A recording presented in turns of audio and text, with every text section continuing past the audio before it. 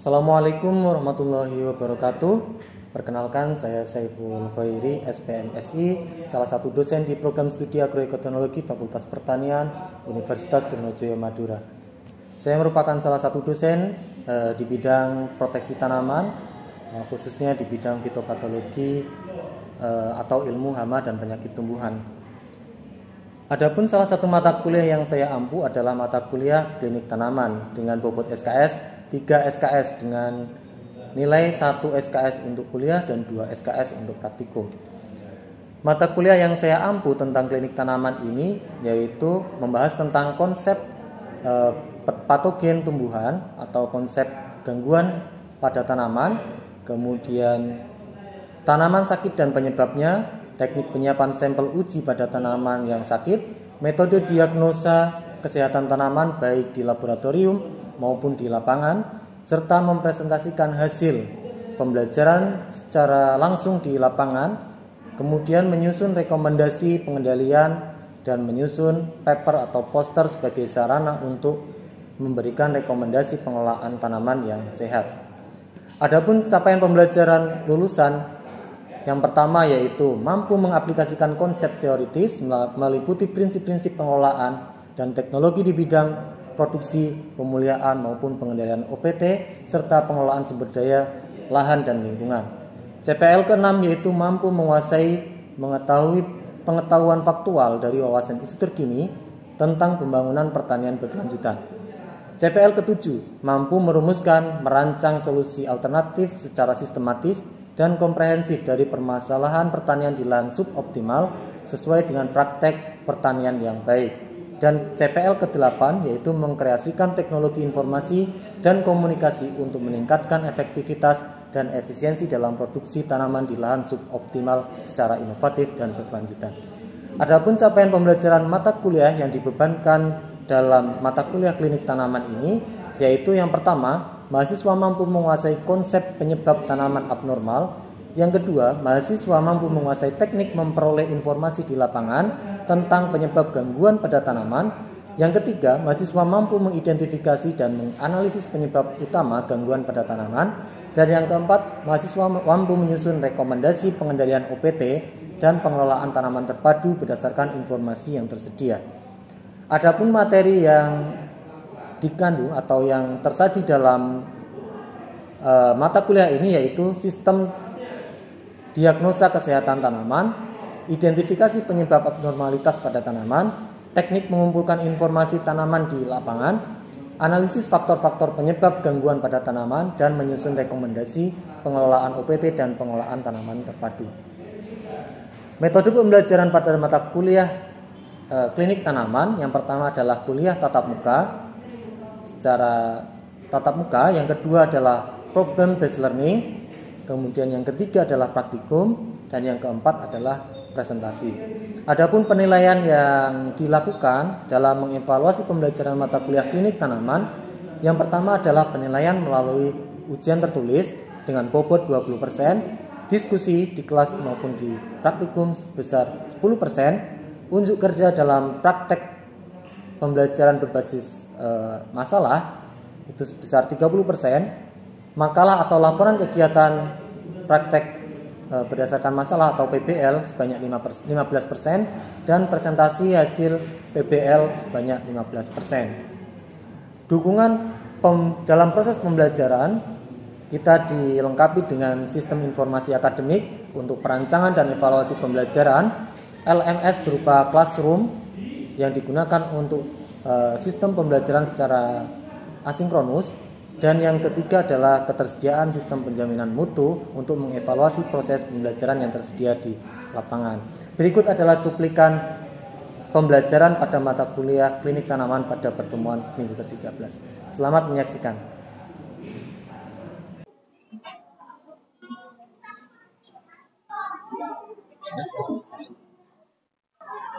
Assalamualaikum warahmatullahi wabarakatuh. Waalaikumsalam warahmatullahi wabarakatuh. Selamat sore, salam sejahtera untuk kita semua. Baik, ini memasuki minggu ke-13, masih semangat ya? Oke, sebelum kita mulai perkuliahan pada sore hari ini, silahkan bagi yang ingin mewakili untuk memulai dan memimpin doa dipersilakan. Silakan, Mas. Sebelum memulai pemberian pada sore hari ini, marilah kita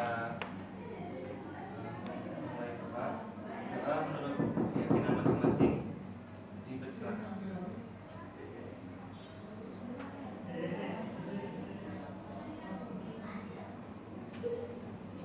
Doa selesai. Baik, untuk minggu ke-13 kita akan belajar faktor-faktor mengaruhi atau menyebabkan terjadinya penyakit tanaman. Di capaian pembelajaran yang kita lakukan dalam pertemuan ini, yaitu yang pertama CPL-nya, yaitu mengkreasikan teknologi informasi dan komunikasi untuk meningkatkan efektivitas dan efisiensi dalam produksi tanaman di lahan suboptimal secara inovatif dan berkelanjutan. Adapun capaian pembelajaran mata kuliah yang dibebankan pada mata kuliah klinik tanaman ini, yaitu mahasiswa mampu menyusun rekomendasi pengendalian dan pengelolaan tanaman terpadu berdasarkan informasi yang. Kemudian sub CPMK ke-6 pada mata kuliah klinik tanaman pertemuan 13, yaitu mahasiswa mampu menganalisis faktor-faktor yang mungkin menyebabkan tanaman sakit melalui ceramah, diskusi, presentasi kelompok. Oke, adapun penyebab penyakit tanaman, yang kita ketahui bahwa ada 2 faktor yang mempengaruhi atau yang menyebabkan tanaman itu sakit, yaitu yang pertama faktor abiotik dan yang kedua faktor biotik. Ada yang ingin menyampaikan tentang apa itu faktor abiotik? Silakan angkat tangan. Diingat-ingat, ada 2 faktor penyebab penyakit tumbuhan. Ya, di mata kuliah sebelumnya, di pertemuan sebelumnya juga sudah dibahas. Apa itu faktor abiotik? Angkat tangan, silakan. Sebutkan nama dan sampaikan jawabannya. Silakan, Mbak. Faktor abiotik itu faktor yang disebabkan oleh kondisi lingkungan yang dimana meliputi suhu, kelembapan, pH tanah, kelembapan, kekurangan air, defisiensi pupuk. Oke, jadi faktor yang disebabkan oleh non seperti lingkungan ya. Dan tadi disebutkan ada beberapa faktor seperti suhu, kemudian kelembapan, pH, pupuk ya, dan kelebihan ataupun kekurangan air. Kemudian yang kedua adalah faktor biotik. Ada yang ingin menyampaikan apa itu faktor biotik yang dapat menyebabkan penyakit atau gangguan pada tanaman? Silakan angkat tangan dan sebutkan nama.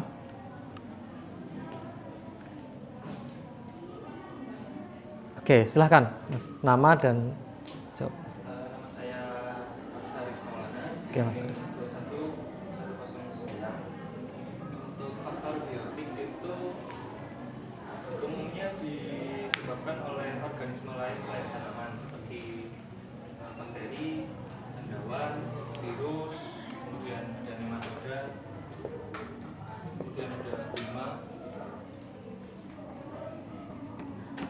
Oke, terima kasih. Jadi, apa saja faktor abiotik tadi yang sudah disampaikan? Suhu ya. Kelembapan. pH. Defisiensi.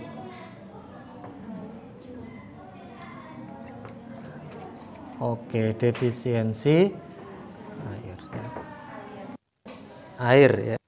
Faktor biotik. Oke, ada dari yang terbesar. Gulma atau tanaman ya.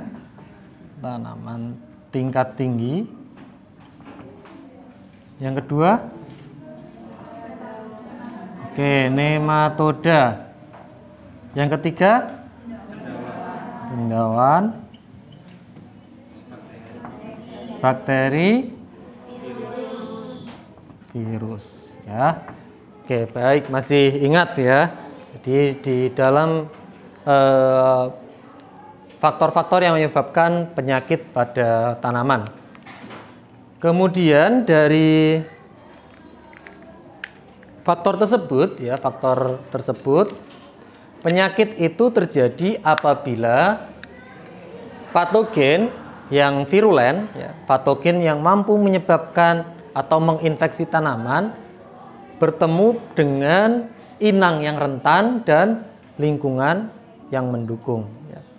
Jadi istilah ini kita kenal dengan segitiga penyakit. Ya, segitiga penyakit. Jadi kalau teman-teman memiliki atau mengetahui ada patogen di lahan itu yang ganas ya atau virulen ya. Kemudian di situ ditanam inang yang rentan dan lingkungan yang mendukung, misalnya kelembabannya tinggi dan seterusnya. Kemudian terjadi irisan di antara ketiga faktor ini. Nah, inilah penyakit itu terjadi. Ya. Jika patogen itu virulen seperti ini ya, mampu menginfeksi, kemudian inangnya juga rentan, tetapi teman-teman lingkungannya tidak mendukung. Seperti teman-teman memakaikan mulsa menyebabkan suhunya tinggi di tanah, patogennya mati ya. Nah, ini penyakit tidak terjadi. Atau teman-teman lahannya punya atau terinvestasi oleh patogen yang ganas ya, kemudian lingkungannya mendukung, tetapi teman-teman menanam varietas yang tahan ya, maka ini juga tidak terjadi penyakit. Atau meskipun kita tanam benih yang rentan, lingkungannya mendukung, kalau tidak ada patogennya ya nggak ada penyakit yang muncul. Makanya kemarin pas di lapangan ketika teman-teman melihat gejala, maka gejala itu posisinya ada di tengah ini. Jadi ada faktor patogen yang menginfeksi ini virulen, inang tersebut rentan atau bisa diinfeksi oleh patogen ini, dan lingkungan mendukung untuk terjadinya infeksi. Oke, kemudian tunjukkan mana yang virus, bakteri, cendawan, dan nematoda. Kalau ini apa? Nematoda. Ini adalah kepala nematoda ya. Ciri dari patogen nematoda parasit tumbuhan itu adalah memiliki apa istilahnya? Tipe alat mulutnya mirip jarum. Stilet ya. Kemudian yang kedua agak besar, cendawan ya. Kemudian yang lebih kecil kelompok bakteri ya. Bakteri itu ukurannya kurang lebih sama dengan inti sel tumbuhan.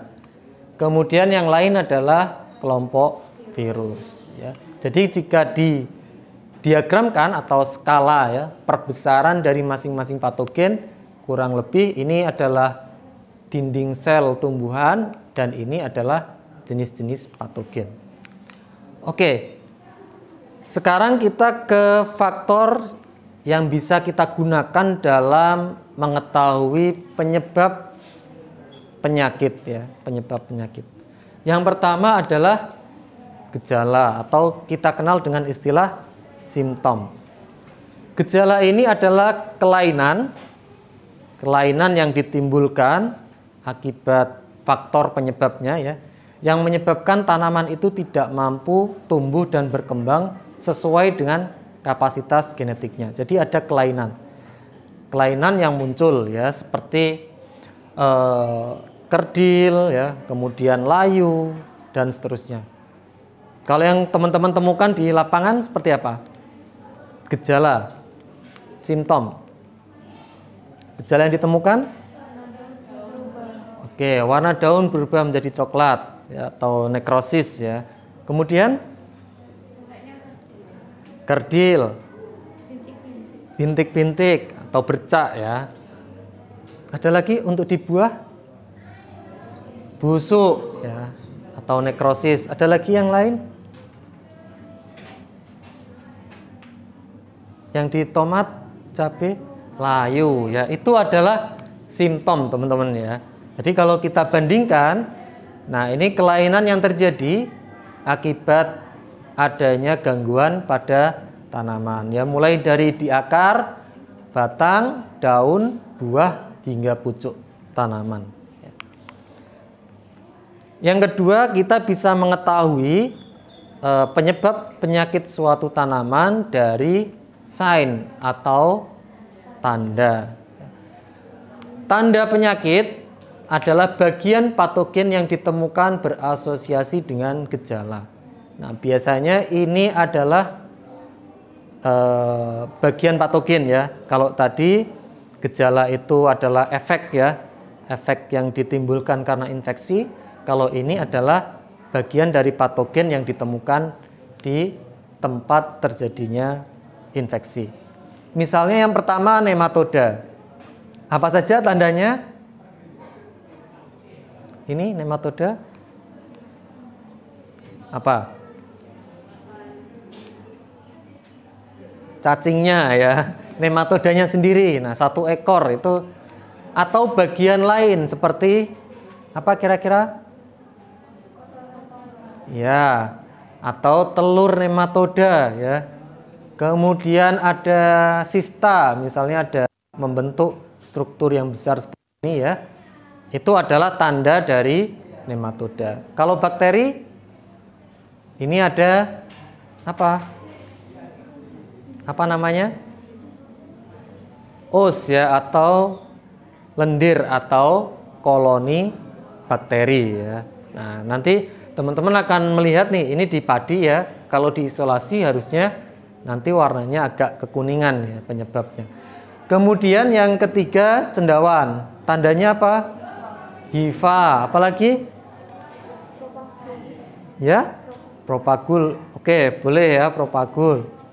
Yang kuning, kemudian hitam, biasanya itu apa?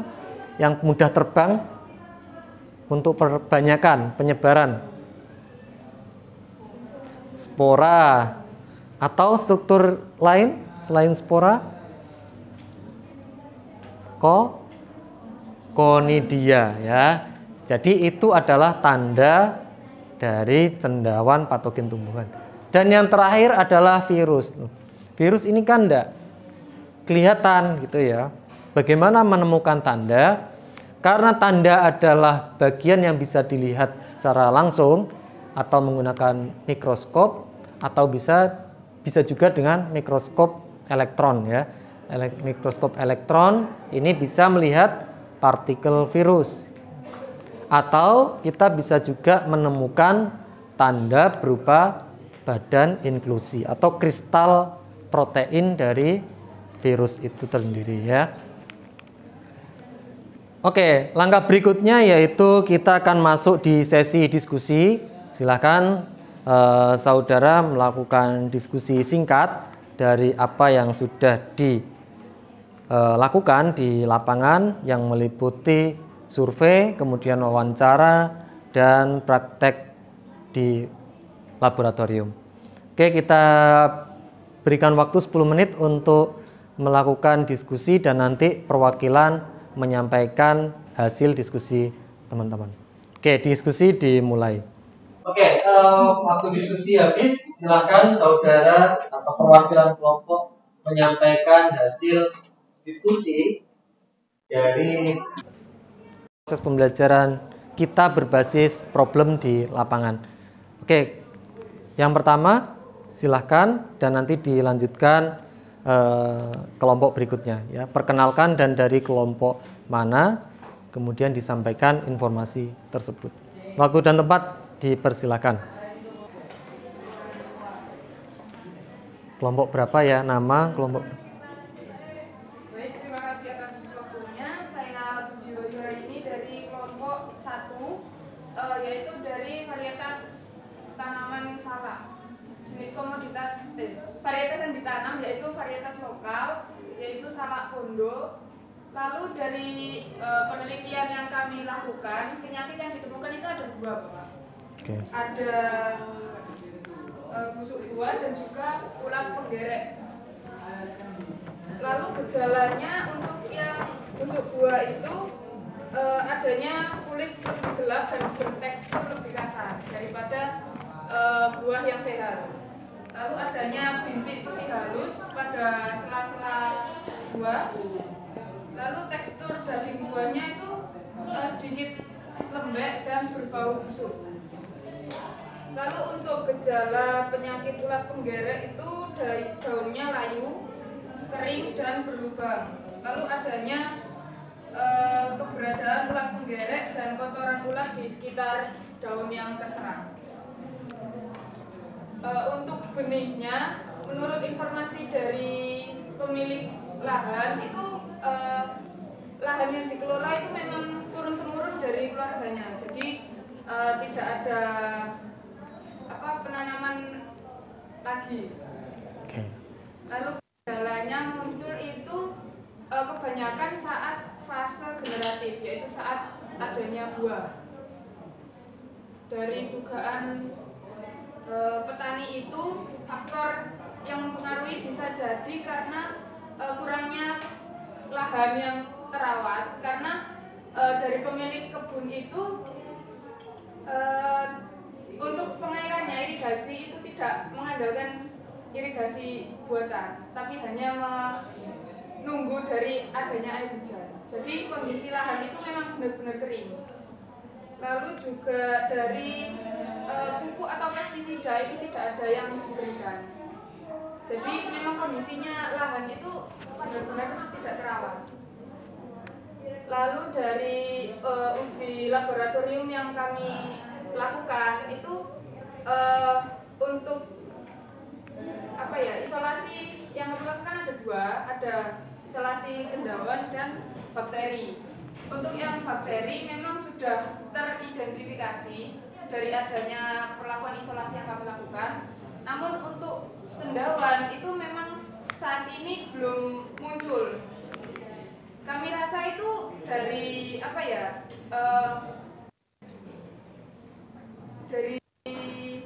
perlakuan isolasi yang kami lakukan. Namun dari dugaan kami sendiri itu memang adanya busuk buah itu bukan disebabkan oleh cendawan, karena adanya kematangan yang berlebih.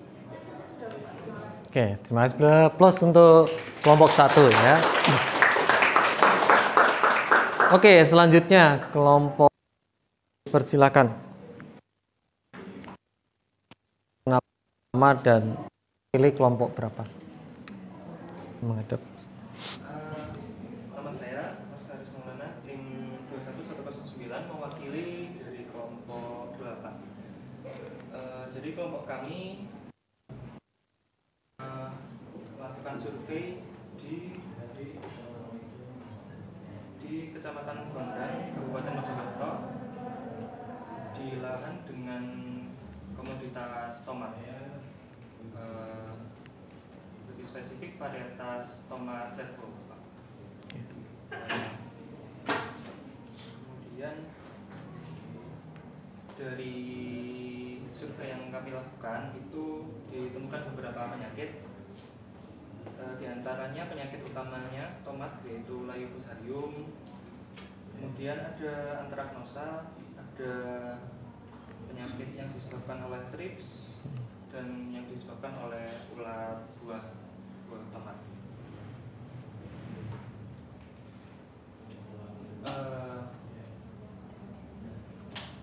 Gejala penyakitnya sendiri mulai dari layu fusarium itu seperti busuk di bagian daun yang mulai mengering, mulai berwarna kuning, kemudian di batangnya juga mulai kering. Kemudian ada ditemukan banyak trips yang gejalanya itu bisa kita lihat. Jadi di bagian bawah daun tomatnya itu ada seperti Cukup.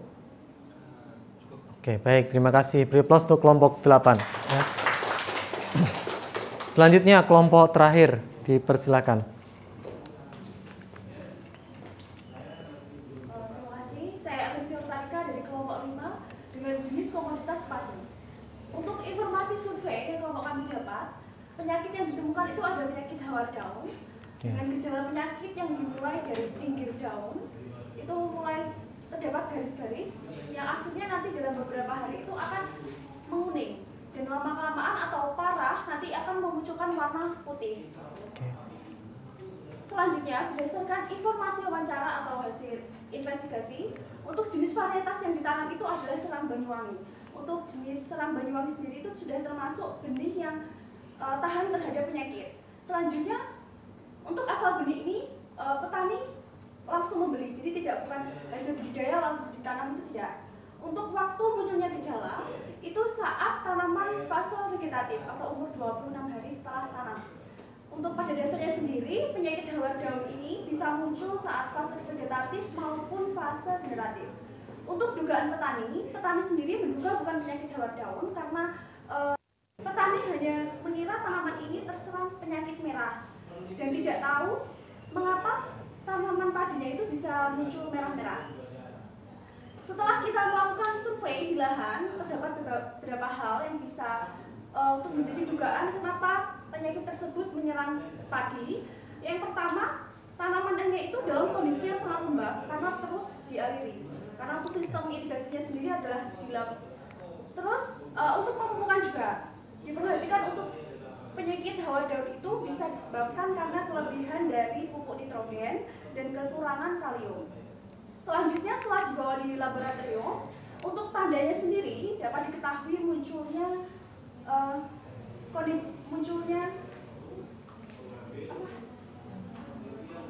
itu cendawan yang bulat-bulat itu Ya Pak.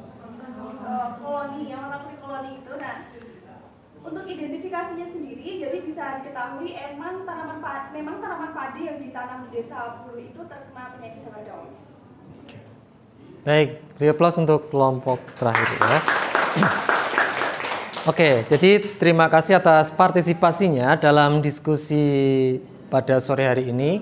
Ya, kurang lebihnya nanti saudara dapat mendiagnosa lebih ya melalui pengamatan mikroskopik yang ada di laboratorium ya. Kemudian diuji patogenisitasnya ya, apakah benar penyebab penyakit itu bakteri tersebut atau cendawan tersebut atau faktor lain ya yang bukan dugaan sementara saat ini ya. Baik, teman-teman bisa mempelajari lebih lanjut pada link yang saya sediakan. Di sini tersedia faktor yang berpengaruh, penyebab penyakit ya, mulai dari cendawan hingga nematoda dan seterusnya. Kemudian kita simpulkan bahwa penyebab penyakit tanaman itu dapat terjadi atau dapat disebabkan oleh faktor abiotik maupun biotik. Dan yang kedua, diagnosa awal dapat diketahui dengan mengamati gejala, tanda maupun data lain ya seperti hasil wawancara dan seterusnya. Kemudian penyakit yang muncul dapat disebabkan oleh beberapa penyakit. Tadi disampaikan dalam diskusi bisa jadi karena faktor lingkungan yang berpengaruh atau faktor benih ya, atau karena memang adanya patogen yang berkembang di lahan tersebut. Ada yang ingin ditanyakan? Oke ya, jelas ya. Jadi tadi diskusinya berjalan lancar. Terima kasih atas partisipasi teman-teman.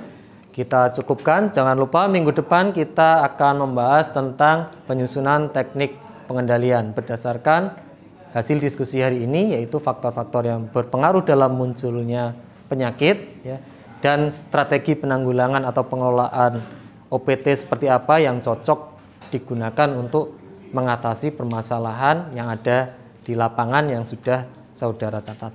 Demikian pertemuan kita pada sore hari ini. Terima kasih atas perhatiannya.